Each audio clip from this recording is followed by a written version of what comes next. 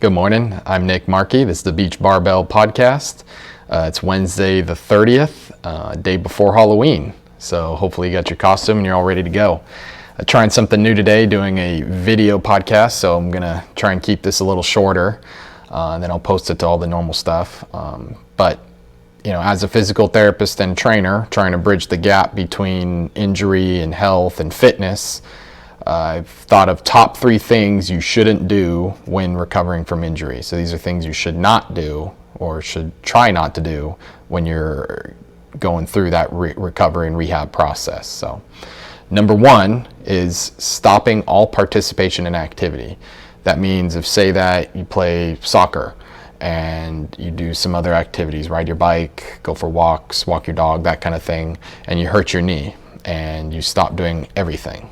So obviously if you hurt your knee, you might take a break from soccer for a little bit while you're recovering, but you would probably should try to go for that walk, or maybe even try to get on the bike, and then even go to where you play soccer and maybe just walk there, so you're at least in the element, so you keep here like you're still involved in the soccer or whatever the activity is.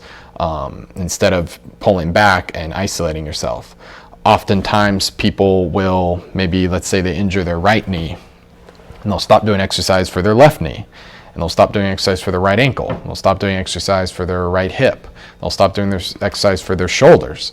And in reality, maybe they just need to take a short break from just that one area, that right knee, but they could actually continue working on other things at that time.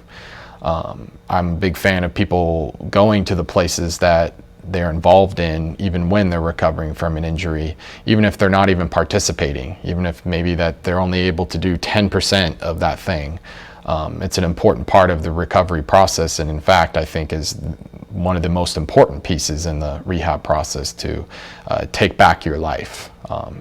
Okay, so number 2 is focusing on the pain and or potential damage. So as we've talked about before with pain, damage and pain aren't necessarily always go hand in hand. They can, their damage can potentially be a driver for that experience of pain, but it's not a prerequisite.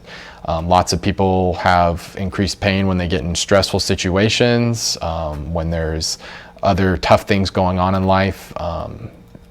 It doesn't necessarily mean that area that is hurting is damaged. I think the best thing to do is to use that pain and consider it more like your body sensing threat, and using that threat as a way to gradually progress. So I like to think you push towards that edge of that line, wherever the body's telling you that it's starting not to feel okay, so it's starting to feel more threat, whatever that pain point is, that threshold, you push up into it and then you back down. You push up into it, you back down.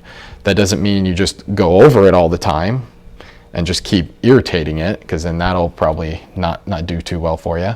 But it doesn't mean you just stay way down here and never go towards it. So you try to switch the focus from this pain or what you think might be damaged, and more focus on what can I do, and that kind of correlates with the first thing we talked about. Is there things I can still be involved in?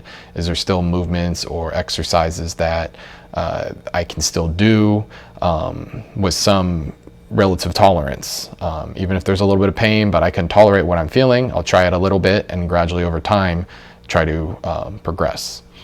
So that leads into number 3, not progressing. So sometimes people will go up to a certain point and then they'll just sort of plateau and maybe not push themselves. That could be because, maybe they're afraid. There could be maybe too much pain for certain things. So with that said, you try to find other ways to progress. So maybe I'm not really able to get into heavier weights, so I stay a little bit lighter where the feeling is tolerable. And then over time, I maybe increase the reps or maybe the range of motion. There's lots of different ways to progress. But sometimes you can increase the weight, and maybe there's just that fear factor. So that's where somebody helping you out, maybe a physical therapist or maybe a trainer that you trust, somebody you trust that can provide that safe place for you to test out And sometimes there's variations, maybe the normal squat doesn't work well for you, but a deadlift or a different type of lift works actually pretty well for you. So it's okay to try different moves and exercises to move forward. You shouldn't feel like you're beholden to one single thing.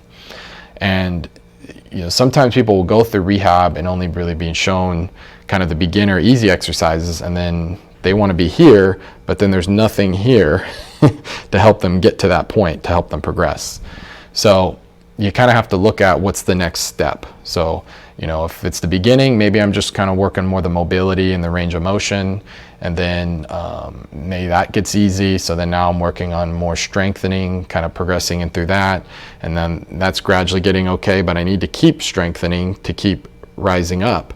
But if say that I want to get into running, eventually I'm going to have to start doing some sort of light, plyometrics, so maybe light jumping. This could be maybe I go in a pool and I try running in a pool and jumping in a pool to get my body used to that shock of bouncing that you would feel when you're running. So you're always looking at what is like the next step I can go to. And if maybe I'm running up into a threshold, like we talked about in the first and second one, then maybe there's a different angle I can go, maybe a different exercise or a different movement, or sometimes just change the situation, say maybe just go to a new place, a new gym, a different area. Maybe instead of working out in the gym, you go to the stadium and you work out on the steps or stairs or something. Try changing where you are as well, changing the time of day when you do it. So there's lots of different ways you can alter it to try to work towards more progression, and lots of different little variables you can adjust for that progression. It's not just the resistance or the weight. It could be how many reps you do. It could be how long you do it for. So lots of different options that you should always be aware of and not just get stuck on one way. So I think that'll be good for today's podcast, video cast, I guess now. So again, the first thing, don't stop participating. Don't focus entirely on pain and potential damage. And number 3, don't stop progressing. Always try to look for a way that you can progress in any fashion, any angle. So I think I kind of like this setup, so I think I'll keep doing maybe this weekly podcast like this, the video / the podcast as well.